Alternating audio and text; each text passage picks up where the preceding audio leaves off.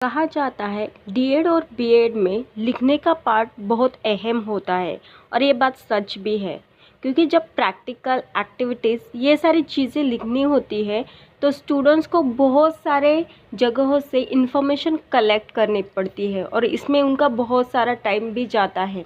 But जब practical उनका attractive होता है तो उनको उसके अकॉर्डिंग मार्क्स भी मिलते हैं। तो इसके लिए ज़्यादा से ज़्यादा इन्फॉर्मेशन कलेक्ट करना उनके लिए ज़रूरी हो जाता है।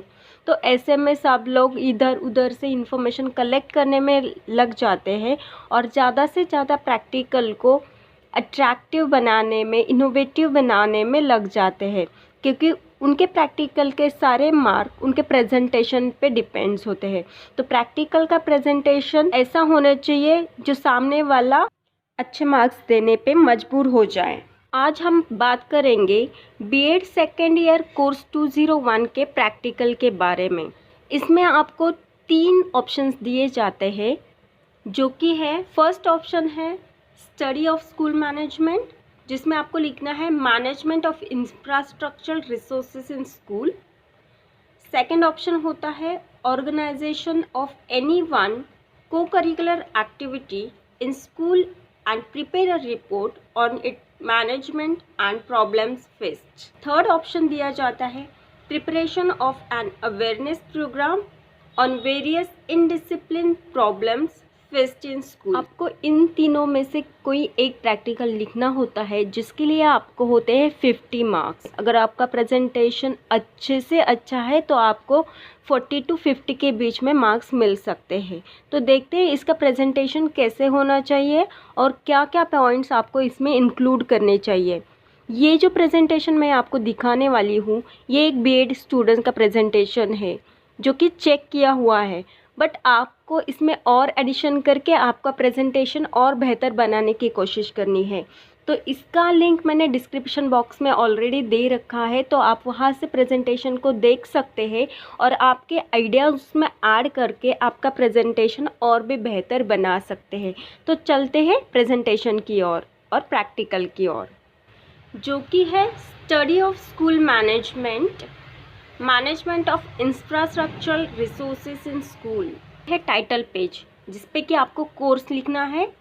जैसे कोर्स 201, कोर्स का नाम है quality and management of school education.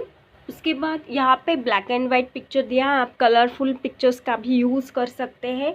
इसके बाद आपके बारे में लिखना है, आपका स्टूडेंट का नेम, रोल नंबर, कोर्स और जो भी गाइडेड प्रोफेसर है, जो भी कोर्स आपको गाइड करता है वो उस प्रोफेसर का आपको नाम लिखना होता है सेकेंड पेज पे। मैंने फर्स्ट प्रैक्टिकल का ऑप्शन चूज़ किया था तो इसमें लिखा है management of infrastructural resources in school. This is the first practical out of 3 options. इसके बाद इवैल्यूएशन चार्ट आता है। इवैल्यूएशन चार्ट में किस बेसिस पे आपका इवैल्यूएशन किया जाएगा उसके पॉइंट्स रहते हैं। तो आउट ऑफ 5 रैंकिंग आपको हर एक पॉइंट के लिए मार्क्स मिलते हैं जिसमें कि 10 पॉइंट्स होते हैं। तो 10 पॉइंट्स आपके प्रैक्टिकल के चेक किए जाते हैं और उसके अकॉर्डिंग आपको रैंकिंग दी जाती है। इवैल्यूएशन चार्ट में रेटिंग स्केल दी है। तो फर्स्ट पॉइंट ऑब्जर्व किया जाता है introduction, need and importance of infrastructural resources. दूसरा है स्कूल बिल्डिंग एंड प्लेग्राउंड, इसके अकॉर्डिंग ही आपको डिटेल डिस्क्रिप्शन लिखना है। थर्ड पॉइंट है information about other infrastructural resources. Fourth है availability of infrastructural resources for school staff.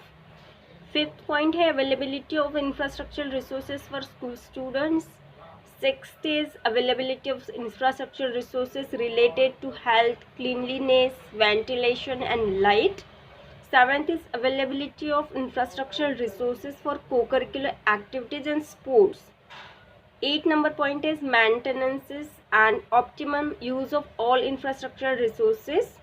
Ninth is provision and equipments for disaster management in school premises.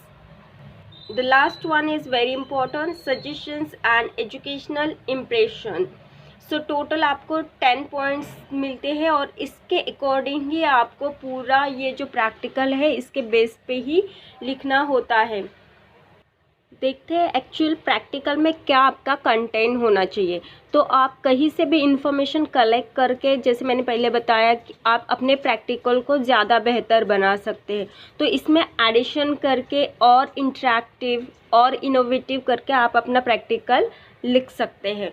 तो यहाँ पे हमें जो आइडियल स्कूल इंफ्रास्ट्रक्चर होता है और जो भी स्कूल में आप प्रैक्टिकल के लिए गए हो उसको आपका कंपेयर करना है, और उस स्कूल में एक्चुअल इंफ्रास्ट्रक्चर कैसा है इसके अकॉर्डिंग आपको प्रैक्टिकल लिखना है। तो infrastructural facilities in secondary, higher secondary and high excellence schools. तो इसमें कुछ पॉइंट्स दिए हैं जो कि एन आइडियल स्कूल के होते हैं, वो लिखना है आपको। उसके बाद इस प्रैक्टिकल का नीड क्या है और इसका इम्पोर्टेंस क्या है एज अ टीचर आपके लिए, तो वो लिखना है। क्यों आप ये प्रैक्टिकल कर रहे हो, इसका आपको क्या फ़ायदा होने वाला है, इसके बारे में आपको इन्फॉर्मेशन डिटेल में लिखना है, 1 या फिर 2 पेजेस में। इंफ्रास्ट्रक्चरल फैसिलिटीज़ ऑफ स्कूल, तो उसमें स्कूल का प्लांट और रिसोर्सेज कैसे है, उसका साइट कैसा है, ये आइडियल पॉइंट्स आपको उसमें ऐड करने हैं। जैसे कि स्कूल का गुड लोकेशन कैसा होना चाहिए, आउटसाइड द टाउन होना चाहिए, वो सेफ फॉर स्टूडेंट्स होना चाहिए, नियर फिजिकल फैसिलिटीज़ क्या अवेलेबल है, अवेलेबिलिटी ऑफ फ्री स्पेस कितना है, सेफ्टी मेजर्स क्या अप्लाई करते हैं, इसके बारे में आपको आइडियली स्कूल में कैसा होना चाहिए ये लिखना है। इसके बाद आपको स्कूल बिल्डिंग, एक आइडियल स्कूल बिल्डिंग कैसे होती है उसके बारे में लिखना है। तो प्रेजेंटेशन के हिसाब से आप कहीं से भी पिक्चर्स, जो भी स्कूल का आप प्रैक्टिकल बना रहे हो उस स्कूल के पिक्चर्स आप यहाँ पे लगा सकते हो। यहाँ पे आप लेफ्ट साइड पे एक चार्ट देख रहे हो जिसमें है कि principles for planning a school plant building. तो उसके क्या क्या प्रिंसिपल्स होते हैं, जैसे curriculum adequacy, safety and wellbeing, interfunctional coordination, efficiency and unity, beauty, economy, adaptability, ये जो सारे प्रिंसिपल्स होते हैं वो आइडियल प्रिंसिपल्स है, राइट। तो इसके अकॉर्डिंग आपको स्कूल का इवैल्यूएशन करना है। उसके बाद अब जिस स्कूल में प्रैक्टिकल कर रहे हो, जिस स्कूल का टॉपिक आपने चूज़ किया है उस स्कूल में ये सारे आइडियल जो कैटेगरीज है, आइडियल प्रिंसिपल्स जो है उसको आपको कंक्लूड करना है कि ये जो स्कूल है ये किस कैटेगरी में आता है। इट मीन्स उसका इंफ्रास्ट्रक्चर कैसा है, उसमें क्या क्या है, तो ये आपको मेंशन करना है। जैसे कि स्कूल में कितने क्लासरूम्स है, प्लेग्राउंड है कि नहीं, उसका मेन बिल्डिंग कैसा है, ऑफिस कितने हैं, library, assembly area, canteen, washrooms, इसके बारे में आपको डिटेल में लिखना है। जैसे यहाँ पे क्लासरूम के बारे में लिखा है, तो you can see on the left side the picture of classroom. जैसे कि एक्टिविटी चल रही है तो क्लासरूम के ऐसे फोटोज़ भी आप यहाँ पे लगा सकते हो। उसके बाद हेड टीचर का रूम कैसा है, इसके बारे में थोड़ी सी जानकारी आपको यहाँ पे लिखनी है। फिर स्टाफ रूम, जो भी रूम स्कूल में है तो उसके बारे में आपको लिखना है। यहाँ पे साइंस लैबोरेटरी का लिखा है। साइंस लैबोरेटरी तो हर स्कूल में होती है, चाहे वो बड़ी हो या छोटी हो, तो उसके बारे में शॉर्ट में आपको लिखना है। फिर कंप्यूटर लैब के बारे में लिखना है, यहाँ पे कंप्यूटर लैब है या नहीं, कितने पीसीज है, इंटरनेट कनेक्शन है कि नहीं, इसके बारे में आप लिख सकते हो। फिर उसके बाद मेन पॉइंट जो आता है वो है प्लेग्राउंड का। Playground games, indoor games, outdoor games, किस टाइप के गेम्स स्कूल में कंडक्ट किए जाते हैं, कौन से एक्टिविटीज़ कंडक्ट किए जाते हैं, लेजर पीरियड में बच्चों को क्या एक्टिविटीज़ दिए जाते हैं, इस सब के बारे में आपको लिखना है। फिर लाइब्रेरी, मल्टीपर्पज़ एरिया है कि नहीं, इसके बारे में पूरा जानकारी आपको डिटेल में लिखना है। और उसके साथ साथ पिक्चर्स भी लिखने हैं, जैसे कि आप यहाँ पे देख सकते हो लेफ़्ट साइड में पिक्चर्स भी लगाए, आप बीच में भी पिक्चर्स लगा सकते हो। फिर मेडिकल सिक रूम में हर किसी स्कूल में ये तो अब होता ही है, तो इसके बारे में आपको लिखना है, किचन है कि नहीं। उसके बाद पॉइंट आता है इंटरनल टेम्परेचर का। तो स्कूल का एनवायरनमेंट कैसा है, उनका इंटरनल टेम्परेचर कैसा है। पहले तो हमने लिखा पूरा एक्सटर्नल फैसिलिटीज़ जो भी है, बट इंटरनल में क्या आता है, फिर वेंटिलेशन, डे लाइटनिंग, एकॉस्टिक, फिर water penetration, dust, safe and secure building, उसका सिक्योरिटी, ये इम्पोर्टेंट पॉइंट है।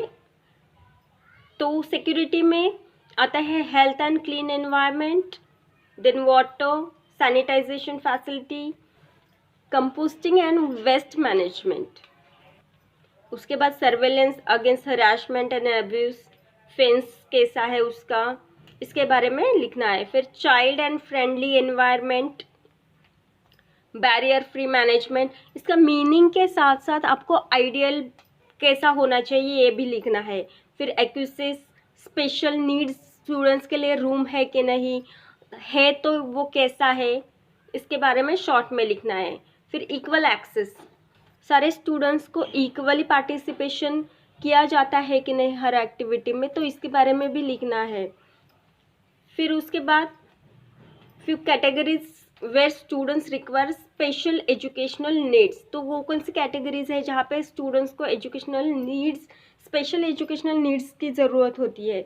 तो जैसे है child labours, abuse children, child domestic workers, क्योंकि आपको पता है कि हर चाइल्ड डिफरेंट एनवायरनमेंट से आता है, तो हर एक की इमोशनल नीड जो होती है वो अलग अलग होती है, तो उसके अकॉर्डिंग आपको स्कूल में वो फैसिलिटी प्रोवाइड की जाती है कि नहीं, इसके बारे में भी लिखना है। फिर लिखना है जेंडर बैलेंस के बारे में चलेगा, तो आपको शॉर्ट में इसके बारे में लिखना है। तो आपका इस टाइप से पूरा प्रैक्टिकल आपको कंप्लीट करना है, वेरिएशन के साथ बहुत सारे पिक्चर्स लगा के, मेन आइडियल स्कूल कैसा होना चाहिए, उसका इंफ्रास्ट्रक्चर कैसा होना चाहिए, इसके बारे में डिटेल में आपको इंफॉर्मेशन कलेक्ट करके आपका प्रैक्टिकल कंप्लीट करना है।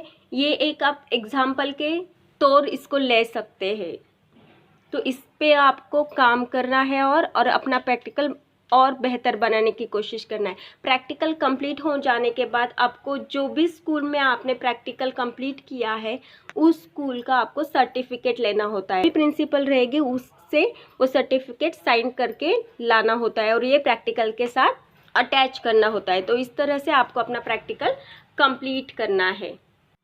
अगर आपको और भी कोर्स के लिए ऐसी जानकारी चाहिए तो आप मुझे कमेंट बॉक्स में कमेंट कर सकते हैं। Till then, bye bye, happy learning.